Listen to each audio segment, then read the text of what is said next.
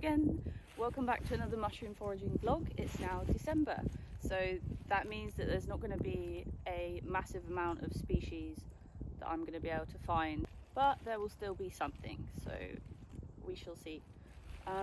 This is the first nice day that we've had with some sun in a long time. We've had two really bad storms in the UK, as you all know, so I haven't been able to get out and get any good videos, so today is the day. Also, I've been quite sick the last few days and now I'm premenstrual, so this morning I thought I'd put a little summon in my smoothie, if you know what I mean. So yeah, now I'm feeling all kinds of emotions. Let's get on with it. We have terracotta hedgehog mushrooms there, and of course common hedgehog mushrooms down here. But this is boring. I want to see something else. I think all my followers know what hedgehog mushrooms are very well by now. They make an appearance in every single vlog. But they are a really nice edible, so it is good that they are out for the majority of winter, because you've always got a nice edible mushroom to find. This little fella down here looks like something out of a fibercap family or one of the webcap subgenus groups. I think I've only come across these once or twice, so I can't say for certain what species this is. If I am to describe the smell, then it's just got a very strong earthy mushroomy smell, and a lot of you are probably thinking, well, that's what all mushrooms smell like, but not necessarily. I can't pick up anything distinct in this, but then again, I have got a runny nose, so let's not rely on my nose this time. Oh my god, these mossy lumps are insane. So squishy. This would make the comfiest bed if you were in something waterproof, obviously. Let's get a close up on that squish. Oh. I was just admiring this silver birch log, and then I spotted these. And I don't think I've found these before. This would be a first time find. Now, I'm just presuming that these are birch maize gills, given that the substrate is silver birch, and if I take one and look underneath, it's a bit dried out, but it has got the gill structure of a maize gill. So these ones don't really have any zones of colour on the upper surface, which I think the birch maize gill sometimes do. But it's not to say that these aren't birch maize gill. They are so soft and fluffy. These would make like a really good makeup remover pad. You put on like your makeup remover and then clean your face with them, because they are just that soft. Wow. Also, I think given the fact that they are a silver birch species, they are more than likely a medicinal fungus. There's a few more species hanging around with these silver birches. You've got a birch polypore there. It's pretty hard. And then some nice turkey tails just down there. This is a sensible theory, and it probably is true, but the fact that these turkey tails are growing out of silver birch might mean that they are actually quite potent in their medicinal properties. I commonly find them growing out of old beech. I haven't actually come across them growing out of silver birch that often, so I would imagine that these are quite potent. So you might have gathered by now that the silver birch tree is a highly medicinal tree, even on its own, regardless of the mushrooms. But obviously a lot of the medicinal mushrooms grow on the silver birch, and they get their betulinic acid from the birch. So like the chaga, for example, it's technically not a mushroom, it's a sclerotia. But yeah, that's a highly medicinal mushroom because of the betulinic acid that it gets from this tree. That looks like the perfect place to stop and eat some chocolate. It is a beautiful Saturday afternoon and there are no people. Where are all the people? I mean, I'm definitely not complaining. Oh look, and I just spotted some mushrooms squishing themselves out of the crack in this really cool log bench. Look like you need some help. Oh dear, they're a bit squishy. Looks like a Mycena species. I'm actually finding it quite amusing watching these tiny flies. They're just bopping and floating around in the wind. Wow, so this is exciting. the yellow chanterelles are still growing in December.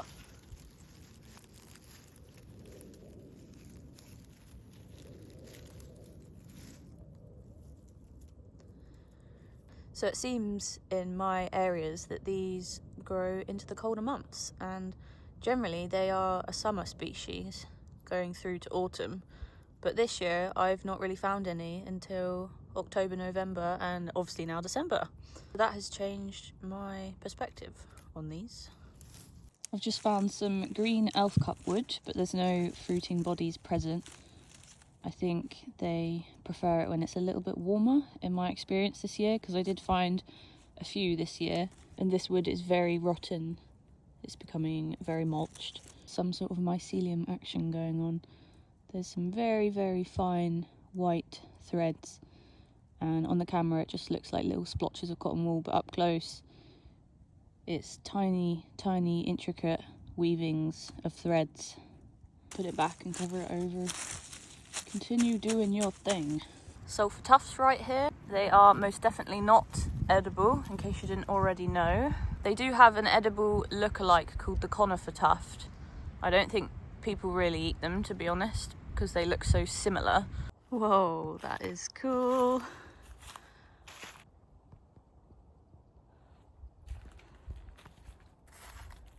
Look, I fit.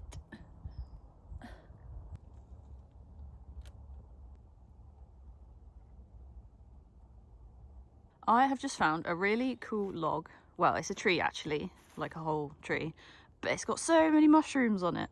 And this little baby here is an oysterling, an olive oysterling actually. So they very much look like the common oyster mushroom, but the top of the cap is actually a very olivey grey kind of colour, and the gills underneath are quite an orangey yellow.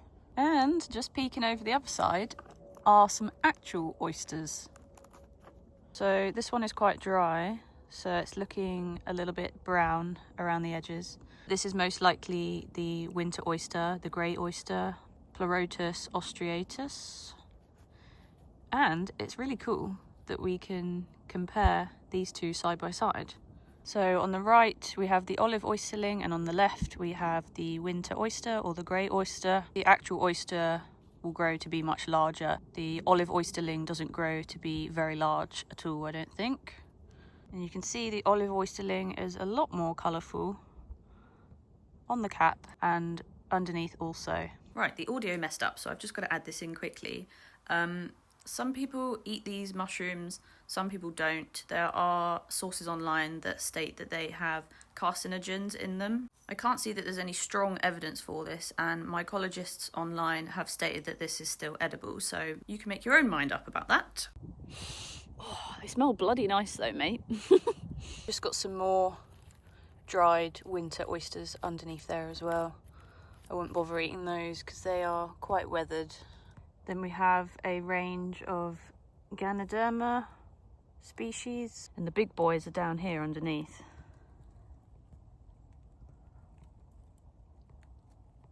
Right, so I just spotted these lumps as well down here, and I thought that they were King Alfred's cakes. So you know those ones that people use as tinder, but I picked one off and it's actually kind of got a little stalk, and the texture of them reminds me of the dead man's fingers fungus. So these could actually be related to that. Obviously I'll have to look into it, but yeah, these are really interesting. See, these ones down here are slightly more dead man's finger like. Dead man's sausage finger. Right, I need to cross the boggiest bog ever, and I think my wellies are leaking. See how that goes. This was actually such a dumb idea, even with wellies on. Oh my god. Jumping from grass lump to avoid sinking. I'm halfway across the bog and I just spotted all these cool tiny mushrooms growing out of this horse poo. You can just about see some cool detail on the biggest cap there, and that's only half the size of my pinky fingernail. Quite a few interesting mushroom species that grow out of poop.